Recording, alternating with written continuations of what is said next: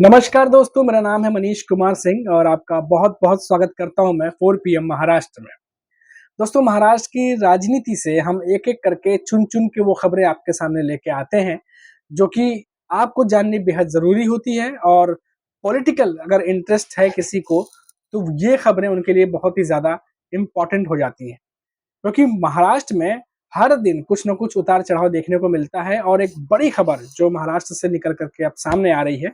वो है कि बीजेपी को एक बड़ा झटका जो है वो महाराष्ट्र में लग चुका है। एक बड़े नेता ने बीजेपी का साथ छोड़ कर के उद्धव ठाकरे यानी यूबीटी पक्ष को जो है जॉइन कर लिया है। ये एक बड़ी खबर आ रही है।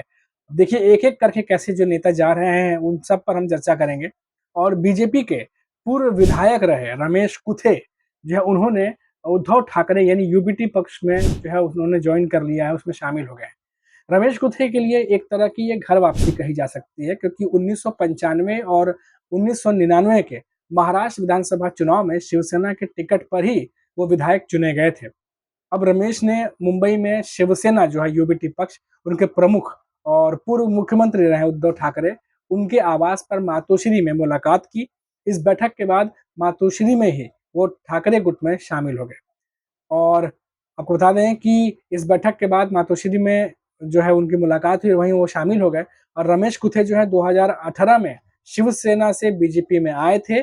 लेकिन अब उन्होंने घर वापसी कर ली है, ऐसा माना जा रहा है फिलहाल फाइनली। रमेश ने शिवसेना यानी ठाकरे गुट में शामिल होने के बाद मातोश्री के बाहर मीडिया से बातचीत की। इस मौके पर उन्होंने बीजेपी प्रदेश अध्यक्ष चंद्रशेखर बावनकुले के खिलाफ अपनी नाराजगी जाहिर की। रमेश ने कहा कि बावनकुले के बयान से हमें एहसास हुआ कि पार्टी में हमारे साथ धोखा हुआ है। ये बात उन्होंने कही है, यानी साफ तौर पर वो उनके अंदर नाराज़गी दिखी है और कहा है कि उन लोगों के साथ धोखा हुआ है। जब वो बीजेपी में शामिल हुए थे उसके बाद शायद जो बातें कही गई थी शायद उस हिसाब से नहीं किया गया है। रमेश कुथे ने कहा है कि बीजेपी की एक बैठक में चंद्रशेखर बावनकुले ने हमें बताया कि हमारी पार्टी में शामिल होने के लिए नेताओं की लंबी कतार है। जो आएँ उन्हें सिर हिलाओ और यदि कोई जा रहा है तो उन्हें जाने दो, क्योंकि हम किसी को खुश कर नहीं सकते। आने वालों को आने दो, जबकि पार्टी में लगभग 100 लोग शामिल होंगे, तो 5 लोग पार्टी छोड़ देंगे। इसका मतलब है कि हमारी पार्टी 95% फ़ायदे में है।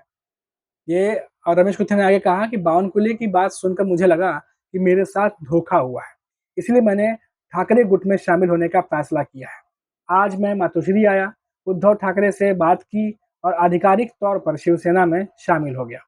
बीजेपी में बावनकुले ने हमें धोखा दिया है। बता दें कि रमेश कुथे आगामी विधानसभा चुनाव में शिवसेना के ठाकरे गुट के टिकट पर चुनाव लड़ सकते हैं। रमेश कुथे कई अन्य भाजपा नेताओं और राष्ट्रीय स्वयंसेवक संघ के पदाधिकारियों के साथ ठाकरे गुट में शामिल हो गए हैं।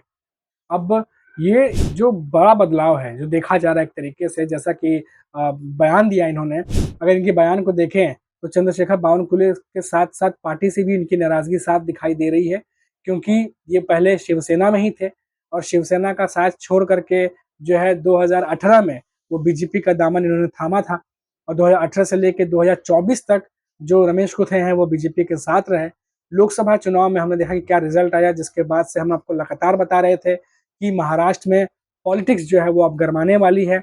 जो लोग नेता छोड़ के गए थे अब वो वापस शिवसेना या शरद पवार के एनसीपी में आने शुरू हो सकते हैं, जिसको लेकर के मीटिंग्स हो रही थी, बैठक हो रही थी, उसके अपडेट्स भी हम आपको लगातार दे रहे थे। और आप देखिए कि कैसे एक-एक करके जो नेता हैं अब वो वापस आना शुरू हो गए हैं।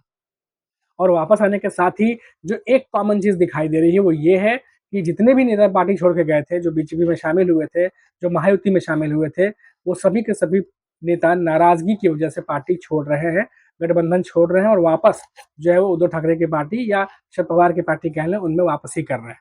अब ये एक जो बड़ी खबर आई है जिसमें बीजेपी को मैंने बताया कि बीजेपी को जो हेडलाइन बन रही है, सब जगह पे जो खबरें आ रही हैं कि बीजेपी को बड़ा झटका लगा है और एक बड़े नेता ने पार्टी छोड़ी है। इससे पहले भी कई नेताओं ने पार्टी छोड़ी और पकड़ी है और विधानसभा चुनाव में जो है ये आते-आते और ज़्यादा ज़ोर पकड़ सकता है। लेकिन देखिए एक तरफ तो पार्टी जो है वो नेता छोड़ रहे हैं, मायावती का जो अलायंस है महाराष्ट्र में, एक-एक करके सारे नेता जो है वो पार्टी छोड़ते चले जा रहे हैं, बीजेपी छोड़ रहे हैं, लेकिन इन सब के बीच महाराष्ट्र के सीएम एकनाथ शिंदे जो हैं वो क्या कह रहे हैं? महाराष्ट्र के सीएम एकनाथ शिंदे जो हैं उन्होंने एक बड़ा दावा किया है और क्या कुछ कहा है वो भी मैं आपको बताऊँगा। महाराष्ट्र में साल के अंत में विधानसभा चुनाव होना है। चुनाव से पहले महाराष्ट्र के सीएम एकनाथ शिंदे का बड़ा दावा है और वो ये है कि चुनाव में बड़ी जीत जो है वो दर्ज करेंगे, छोटी नहीं बड़ी जीत दर्ज करेंगे। अभी महाराष्ट्र के मुख्यमंत्री एकनाथ शिंदे ने अभी हाल ही में कहा है कि सत्तारूढ़ गठबंधन अपने विकास कार्यों और कल्याणकारी योजनाओं के कारण आगामी विधानसभा चुनाव में जीत दर्ज करेगा, यानी महायुति बड़े मार्जिन से जीत दर्ज करने जा रही है। और एकनाथ शिंदे ने कहा कि शिवसेना जो है उद्धव बाला साहब ठाकरे की ठाड़ी इकाई के कई कार्यकर्ताओं को अपनी पार्टी में शामिल करने के बाद जो है उन्होंने कहा है कि एकनाथ शिंदे ने कि पिछले 2 वर्षों में शिवसेना, बीजेपी और अजित पवार की नेतृत्व वाली एनसीपी जो सत्तारूढ़ गठबंधन है, विकास कार्यों और कल्याणकारी योजनाओं के जितने भी योजनाएं हैं उनको गति दिया है, हमने तेज किया है और साथ ही साथ जनता मेरी सरकार का समर्थन करेगी क्योंकि वो महाविकास अघाड़ी यानी एमवीए और महायुति सरकार के प्रदर्शन का आकलन करेगी। दोनों ने कितना काम किया, कितना नहीं किया, ये एकनाथ शिंदे कह रहे हैं कि इनका आकलन जरूर करेगी और लोग उन लोगों को वोट देते हैं जो काम करते हैं, ना कि उन लोगों को जो घर पर बैठे रहते हैं। उन्होंने कहा कि सरकार ने कल्याणकारी योजनाओं के कार्यान्वयन के लिए बजटीय प्रावधान किए हैं, कई सारे बजट बनाए हैं, कई सारे प्रावधान किए हैं। जो हमने देखा कि मानसून सत्र में बजट पेश किया गया, उसमें कई सारे लोक-लुभान वादे भी किए गए हैं, कई सारे बजट में पेश किए गए हैं, जैसा कि अजित पवार ने पेश किया था और जिसको लेकर के कि एनडीए गठबंधन के नेताओं ने सवाल भी खड़े किए थे और कहा था कि ये बजट वाला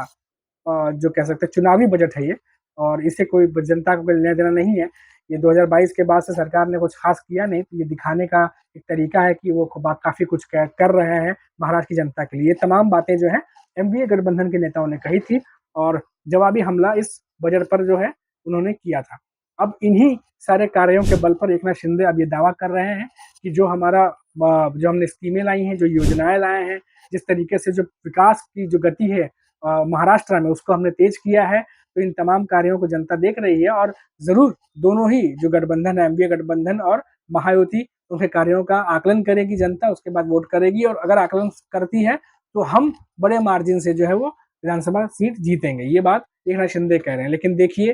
कि अभी फिलहाल जो हकीकत दिखाई दे रही है, जो अभी तक फिलहाल जो माहौल बना हुआ उससे यही लग रहा है कि लोकसभा चुनाव के बाद से महायुति को ये बात पता है कि विधानसभा चुनाव की लड़ाई उनके लिए आसान नहीं होने वाली। साथ ही साथ जो ग्राउंड लेवल के जो नेता हैं, जो महाराष्ट्र के जो इंटीरियर के जो नेता हैं, खास तौर पर जो गांव कस्बों से आते हैं, उनका पार्टी छोड़ना और दूसरे में जाना और एक अदला-बदली करना, ये महायुति के लिए बहुत खतरनाक हो सकता है। अगर क्योंकि कई सारे नेता हैं जो उद्धव ठाकरे की पार्टी छोड़ के महायुति में आए थे, शरद पवार की पार्टी छोड़ करके अजित पवार के साथ चले गए थे, लेकिन ये सारे के सारे नेता एक-एक करके पार्टी में वापस जो है वो घर वापसी कर रहे हैं। तो ये जो एक प्लस पॉइंट बनता जा रहा है एनडीए गठबंधन के लिए, ये कहीं न कहीं और ज़्यादा नुकसान महायुति को पहुँचा सकता है। अब देखना होगा कि इन चीज़ों को महायुति कैसे रोक पाती है, क्योंकि जैसा कि मैंने वीडियो की शुरुआत में बताया कि एक और बड़े नेता जो है वो बीजेपी का साथ छोड़ के उद्धव ठाकरे के साथ चले गए हैं। तो आने वाले दिनों में और भी कई सारे ऐसे नेता हैं जो दल-बदल करते हुए दिख सकते हैं और अगर ऐसे में कोई मजबूत नेता अगर महायुति का साथ छोड़ करके एनडीए के नेताओं के साथ ऐसे ही जाते रहे, तो विधानसभा में उन्हें नुकसान उठाना पड़ सकता है। अभी के लिए फिलहाल इतना ही, फिर लौटेंगे तो बात करेंगे किसी बड़ी खबर पर, तब तक के लिए मुझे इजाज़त दीजिए। नमस्कार।